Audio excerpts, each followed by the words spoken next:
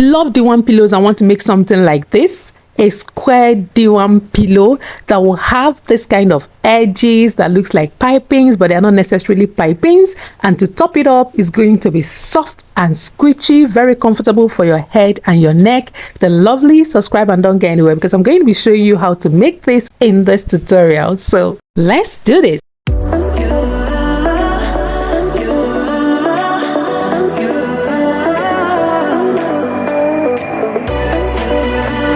Hey lovelies, this is Annie with Annie Marie. If you're new here, you're welcome. Do well to subscribe to our channel, and if you're a returning subscriber, thank you so much for your continued support. So we're going to be making this lovely Diwan pillow with these items. We're going to be using Calico, unbleached and undyed, and it's actually my favorite for making beddings. We're also going to be using this polyfiber stuffing. It's actually my favorite for making beddings. Calico fabric is good for beddings because it's abrasion resistant, comfortable to sleep on, durable after several washes, is unlikely to tear, does not cause irritation or allergies to the skin. It feels cool in hot weather and warm in cool weather. It's pleasant to touch. It doesn't get electrified and is environmentally friendly. That means it's biodegradable. It has good hygiene qualities because it's breathable and absorbs sweat. So it's very perfect for kids and adult pillows. And the best part is, for frugal sewists, it is very affordable. So here on our sewing machine, I already have my fabric ready, and we're going to be making this pillow with what we call French seams. All right, now we're going to be sewing down the edges of the fabric with 1/4 inch seam allowance, and the fabric is lying down right sides facing each other. Okay, we're going to be turned inside out, and for me to be able to do that, I'm not going to sew all the edges together. I'm going to be leaving a space right here, and it's going to be 8 inches because the size of this pillow is going to be 18 inches by 18 inches when we are done with the sewing. All right, now there are different sizes, of course, for pillows. Okay, we can do 16 inches by 16 inches, we can do 18 inches by 18 inches, we can do 20 inches by 20 inches, and of course we can do 24 inches by 24 inches. It all depends on what you want. Now, why I'm going to be doing this 18 inches by 18 inches is because the pillow cover that I'll be making for this pillow, stuffed pillow, is going to be appliqued on, and this particular size is my favorite if I'm going to be making a custom made gift item for a friend, or I actually want to make for a client. All right, I feel like the 18 inches by 18 inches has a good surface area to accept any kind of design that I want, be it a screen printed design, be it appliques,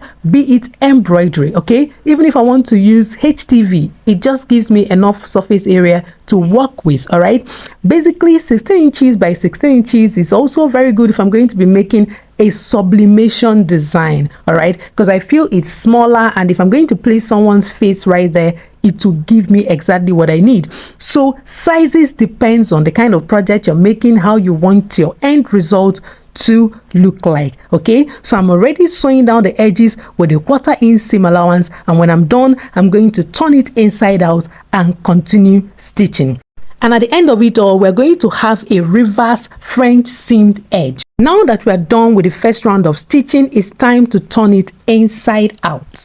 I advise you leave a reasonable opening, but not too big a opening, all right, that your stitching will take you a while to close it up. Now for this particular opening, it's 8 inches. If I'm doing a 16 inches by 16 inches pillow, my opening will be 6 inches. If I'm also making a 20 inches by 20 inches pillow, the opening will be 9 inches. Now, if I'm making a 24 inches by 24 inches pillow, I will leave my opening to be 10 inches. In all, no matter how big the size of the pillow, I won't allow it to be more than 10 inches so that the closing will be easy for me. While pulling out the corners, make sure that you pinch it and pull out the corners properly. You can use a tool that is specifically made for pulling out corners to do this, okay, so that sewing down will be easy. We will be using our 1/4 inch seam allowance once again to sew down the edges. All right, and we'll make sure that we'll start from one point of the opening, back stitch to secure our stitch, and end on the other side of the opening, back stitching it. If this was our normal French seam pillowcase, we would have trimmed off that excess that is inside of this before sewing this. But because this is a reverse French seam, we're not going to be doing that because everything is enclosed inside of the pillow, so there is no need for any trimmings. Now that we are done sewing our reverse French seam, you can see how beautiful it looks. It looks like a piping, but it's not really a piping because this is a stuffed pillow. Okay, we are still going to make the cover pillowcase. You can see this opening is wide enough. And now one thing about this reverse French seam edges is that it will make it easy for me to sew close this opening. I can easily just fold it like this. You can see it. I'll just fold it like this and sew it with a sewing machine.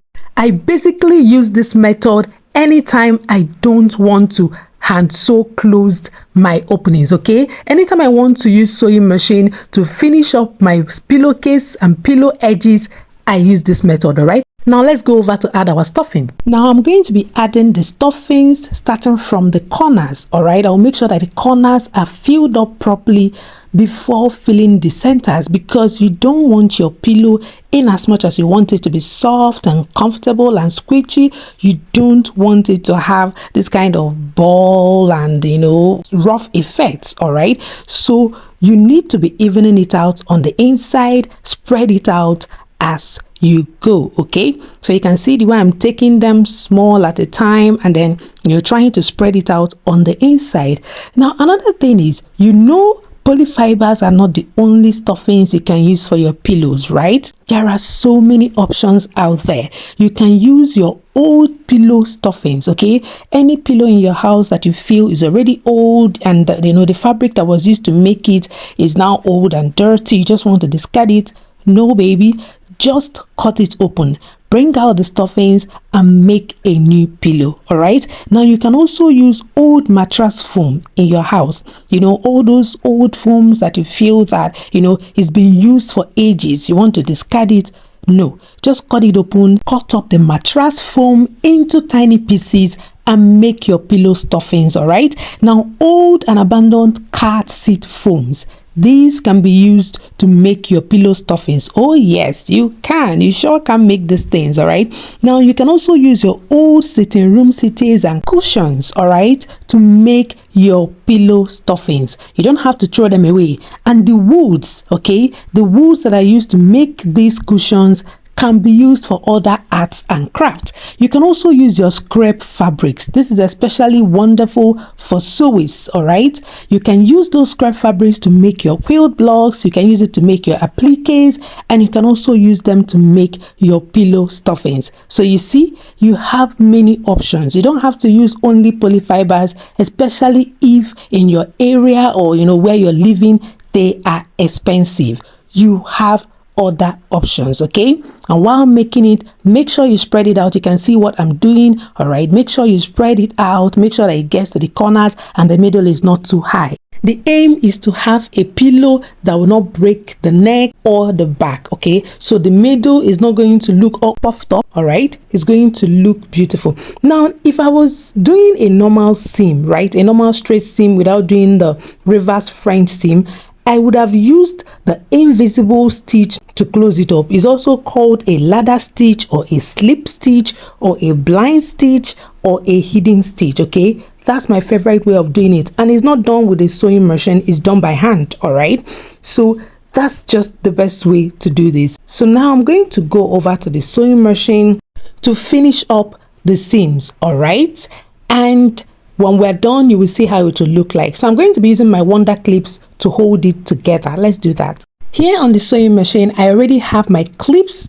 at the seams. All right, and I will start sewing it. Now the essence of doing it this way is because I need it to be easy for me to place under my presser foot, and I need my seams to look exactly the same. Okay, it's going to align with the former stitches and all my edges will look beautiful. Remember, I'm using 1/4 inch seam allowance and I'm using the presser foot for 1/4 inch seam. Okay, so I'll just start sewing gradually and I'll be removing the pins while I do that, and believe me, at the end of the day the edges are going to look great. Okay, if I was interested in having just one seam, then of course I'm going to be using another method. Right now, looking at the finished edges, you will see how uniform it looks. All right, now if you're going to be selling this pillow stuffing, you will know that your clients will appreciate everything looking even and neat. And there we have our beautiful square Diwan pillow.